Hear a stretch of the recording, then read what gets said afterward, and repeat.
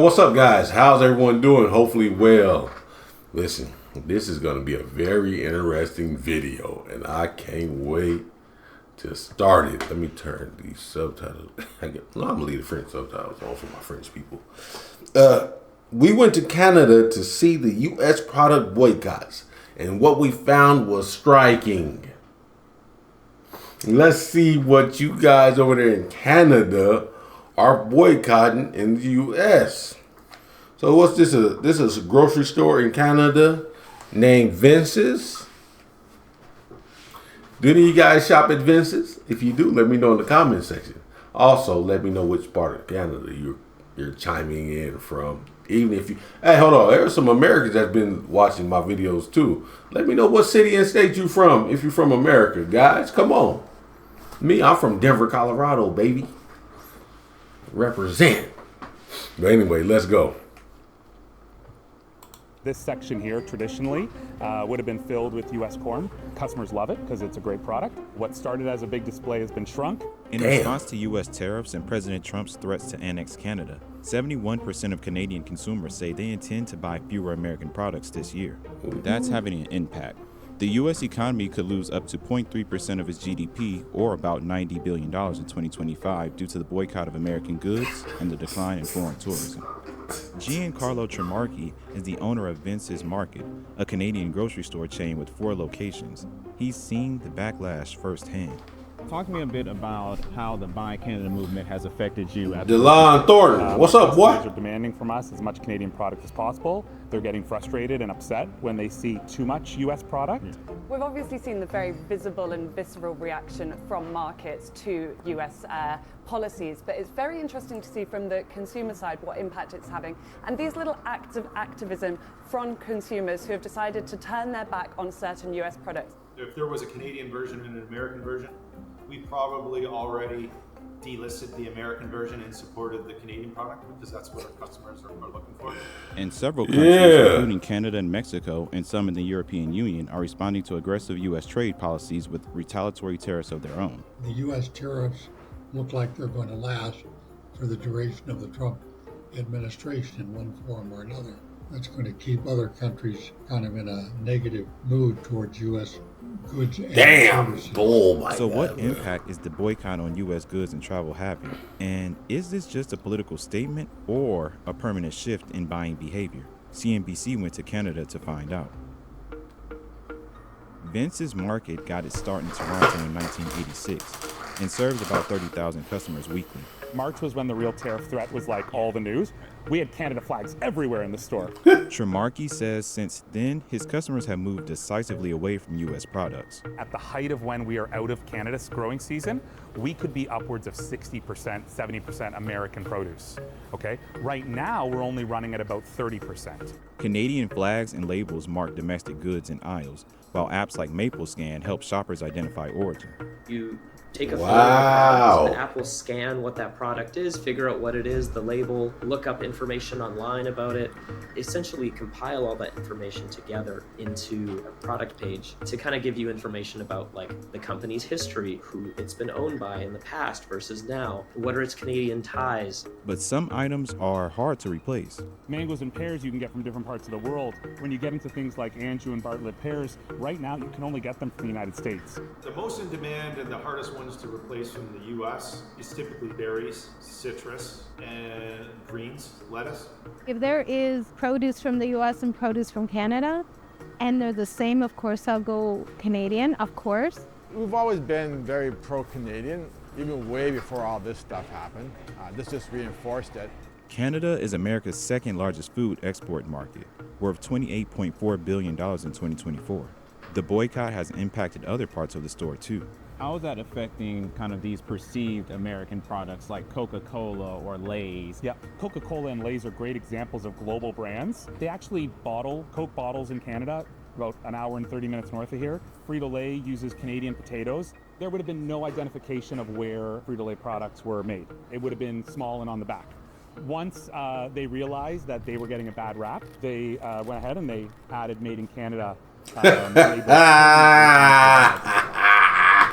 Look at these guys with their marketing, bro. I swear, U.S. wines are no longer available through our supplier. This is our only inventory while suppliers last. Apologies for any inconvenience. Man, get your wine from France anyway. We got the best wine, baby. Come on now. U.S. wine. I don't even want to do that. But look at this here. This here is crazy.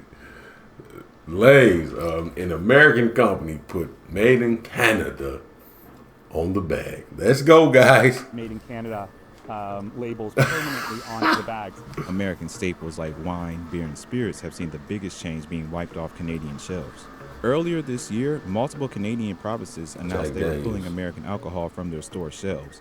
And in March, Canada imposed a 25% tariff on all U.S. alcohol products. A 25% tariff on distilled spirit imports from Mexico and Canada could cost more than 31,000 U.S. jobs. So we're in our wine section now. Our wine business, roughly 35-40% of our red wine sales is California cabs and blends. So that's $60,000 a week in sales that are just gone. They've evaporated from the United States. We're replacing it, and we're replacing it with import wines from France, from South Africa, from Australia, from New Zealand. In 2024, Canada was the U.S.'s top export market for alcohol, exporting $435 million worth of wine, $221 million in distilled spirits, and $41 million in beer to Canada. The loss to the U.S. is a boon to Canada, with the Buy Canada movement adding roughly $10 billion to the country's economy. Giancarlo thinks if the tariff dispute is resolved, the boycott might ease, but it's unlikely every customer will go back to buying American. So I actually just had to respond. It's showing unity within Canada. Like I understand the tariffs is crazy, but it's not about the tariffs again. Let's keep it real. About making Canada the 51st state. Okay, y'all trying to do all this stuff to us? No, we're gonna just stick with our own country, support our own country, and from Trump doing that could be a blessing in disguise. And you see, he said it went up 10 billion from buying strictly Canadian. It's a blessing. It could be a blessing in disguise, guys. We don't like what he's doing. We don't like what he has done. But let's look at it on the other side of the fence, man, and see the good that has came out of it. From last week, that came in and felt like we had too much American product, and they told us they're not going to shop at our store anymore. And just like shelves are being cleared of American products, international travelers are clearing their travel plans to America, turning away from the country as a destination.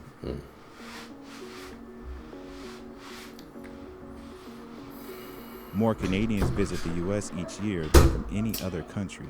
In 2024, y'all keep opening that door, man. Visited the U.S. Close the door. Hello?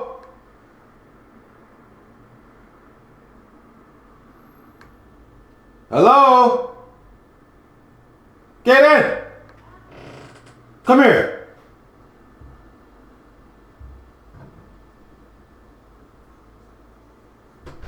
Who opened this door? Me? Close the door, bruh.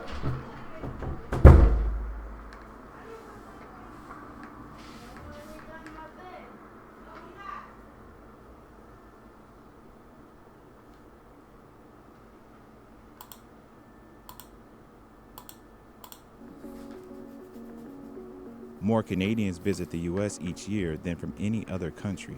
In 2024, 20 million Canadians visited the U.S., generating $20.5 billion in spending. Damn. But the flow is slowing.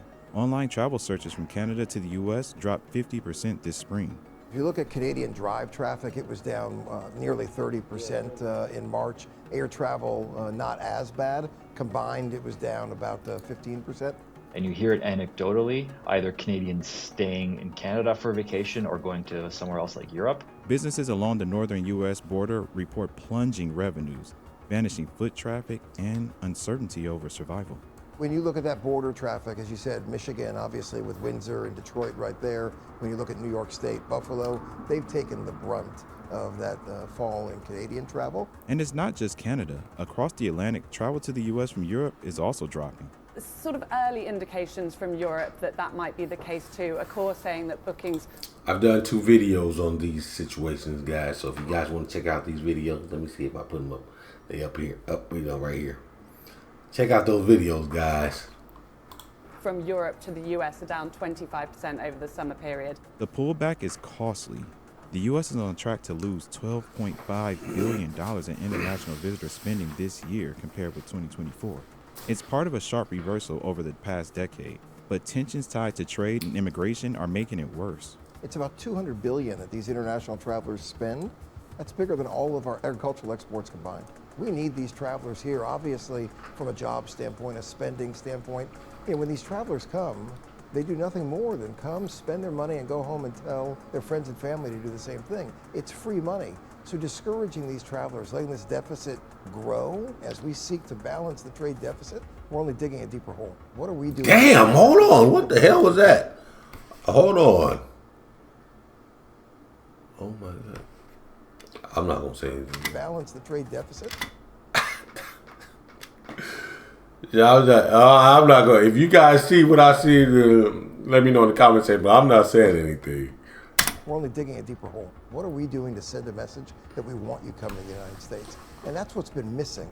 From goods to getaways, the impact of U.S. policy is reshaping international behavior, and the ripple effects may be long-lasting.